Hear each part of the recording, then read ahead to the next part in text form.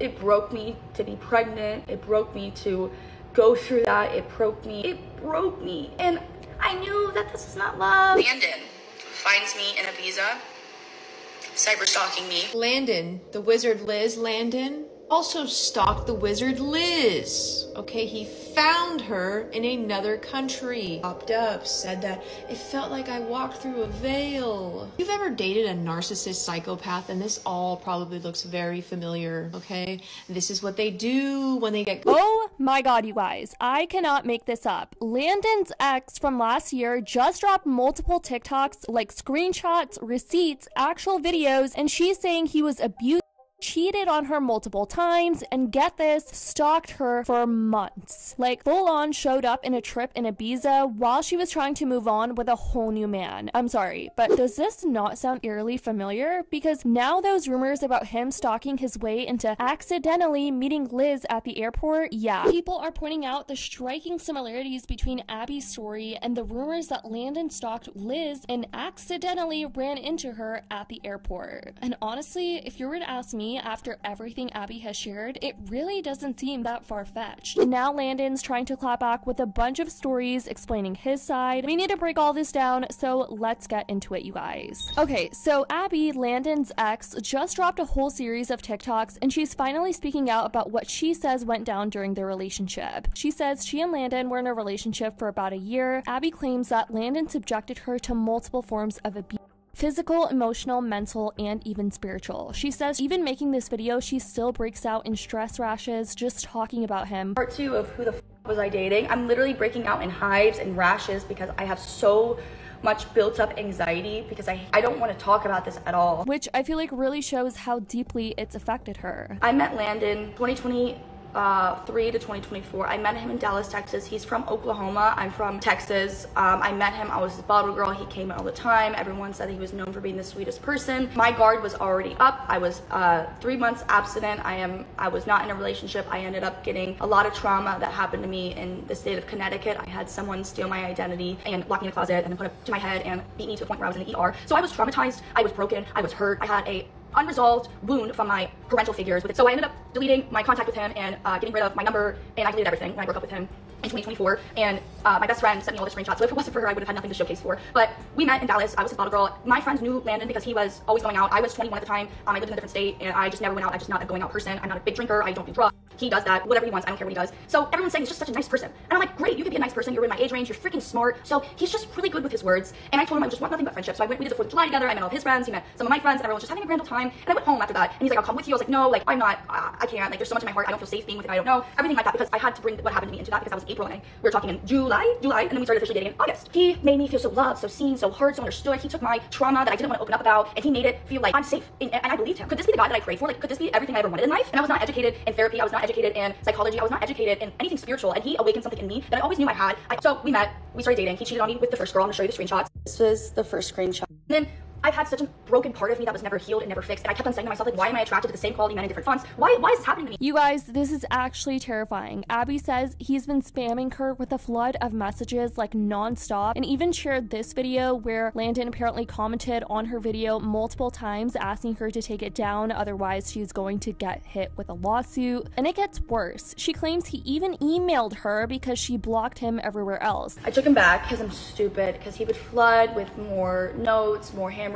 notes, more flowers, more everything, and he would jump a like 10-foot fence to get into my building, my apartment complex. He would literally like write me notes and everything. Like, it was just so much abuse physically and then mentally. Took him back.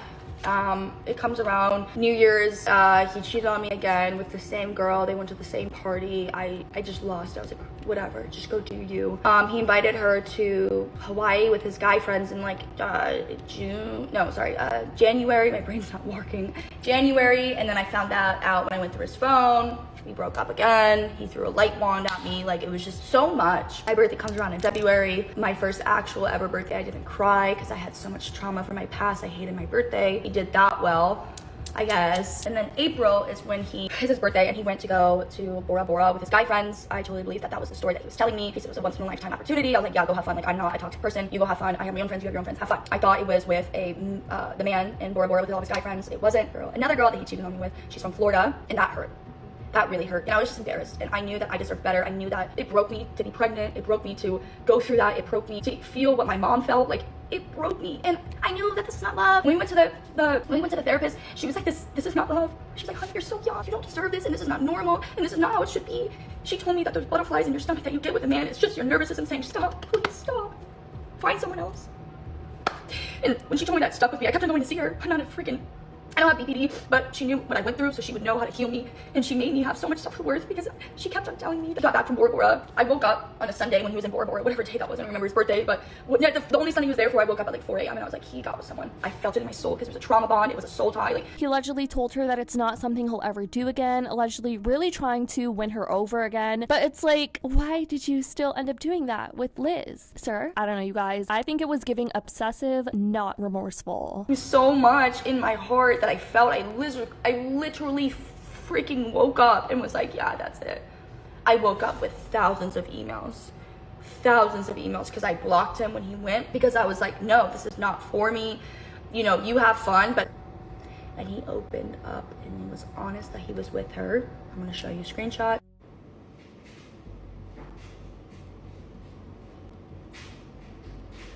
There was this. He sent me like playing house. Like, what the fuck?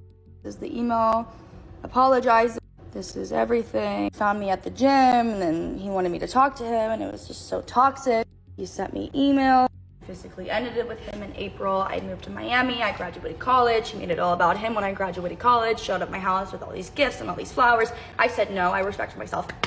Finally said no, moved to Miami all by myself. Abby shares that Landon came and found her in a new place of residence where she was staying with her best friend, and he came in and he started begging and crying on his knees in front of her best friend to take him back. Abby also shared that he was a stalker to her, that when she moved to Miami, she had a completely new place of residence and started seeing a new therapist. And somehow Landon apparently found her new place of residence, found her therapist, and started seeing her therapist as a patient himself to try and convince the therapist that him and her were meant to be back together. Now, this part sent chills down my spine, you guys, because Abby says that she went on a separate trip with her friends in Ibiza and that he found her at her separate trip, that he found her in a Sephora and tried to get her to take him back in the Sephora in front of her boyfriend. Abby also revealed that during Landon's relationship with Liz, she actually DM'd Liz trying to give her a heads up to be careful, maybe even share some of her own experience with Landon.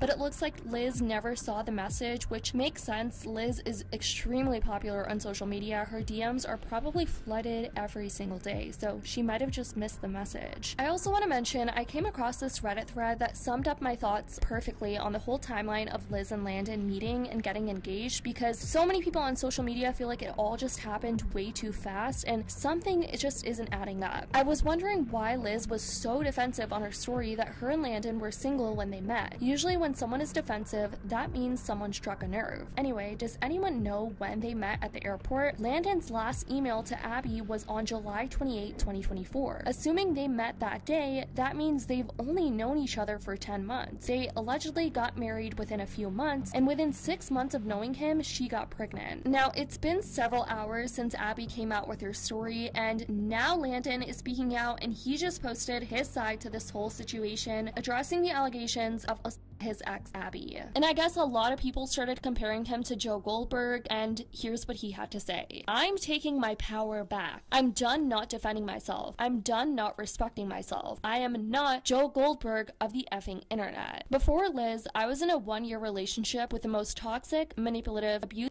lying, cheating, and narcissistic person I know. After that relationship ended, all I felt was bad for them. I began healing, I prayed for them, I never spoke publicly about what I endured because why keep giving them my energy? However, now that they feel they have permission to jump on this international Landon hate train, they took this viral opportunity, which they have nothing to do with, to dox me, leak my work number, and make up lies, saying whatever they can for their own personal and monetary gain. I'm done not defending myself. Congratulations for proving yourself a fool. I am no longer going to be effed with. He then posted these photos, which I have to blur, but there's basically scars on the back of his neck. And he says, 1, how crazy is it for your abuser to claim you physically abused them when you have never and would never hit a woman even when they hit you, and you endured many instances of physical from them. Many instances provable in court. My attorneys will see you there. 2. Ask yourself what their motivation is for doing something. Here's another example of lying, saying I creepily Joe Goldberg style found the same therapist when we moved to Miami, lol, and he says this was our old therapist by the way, and it shows a screenshot where apparently this therapist says, hi Landon, how are you managing? He says not well, blank, which I guess he was referring to his ex, felt she had permission to just come out and post false things about our past relationship, including stating that I somehow reverse engineered finding you as my therapist because I somehow knew she went to you. Reverse engineered, you both were initially supposed to come for a couple session, and then we had one individual session first. Now, I'm not saying these messages are fake, but it's so easy to fake messages on iMessage, just saying. He then posted this story writing, imagine how much trauma this inflicts on someone who actually wants to be a great father. So much proof. These are the text messages. If I'm pregnant with your baby, then we're going to do the mature thing and get rid of it, and you'll fund that whole excursion. Have a great life, Landon. If I am pregnant, I'm going to send you the bill for my treatment. He captions it, fake pregnancy / manipulations. To think she was doing all this lying while meeting sugar daddies, I thought this was real. He posts this, writing, serial liar by the way, and then he posts a bunch of text messages, found out they talked for a month, made out and went to Mexico together, went on dates with them, just giving you a sense of the person. Thank God I saved all our messages. 5. Imagine dropping your girlfriend off at the airport to go see her girls in Vegas when in reality she went to meet a rich fat old sugar daddy multiple times. Funny at this point. I believe this person a pathological liar, and I hate to even post this to the internet, but I'm done not defending myself. This person does not care about what happened between Liz and I. She just wants to personally and monetarily benefit from my image. My legal team is beginning to litigate to the full extent of the law. Somehow all of this made people forget I'm an intelligent, self-made, multi-millionaire serial entrepreneur, aka I'm smart enough to defend myself and get my bag. Thank you, next. Liz, on the other hand, she posted a photo of her baby and she captioned it, mommy's biggest blessing. All the comments are filled with people saying things like his biggest loss, wishing you all the best this world has to offer, Liz, just being super supportive. But I want to know what you guys think about all of this. Let me know in the comments. I love you guys so much, and as always, I'll see y'all in the next video.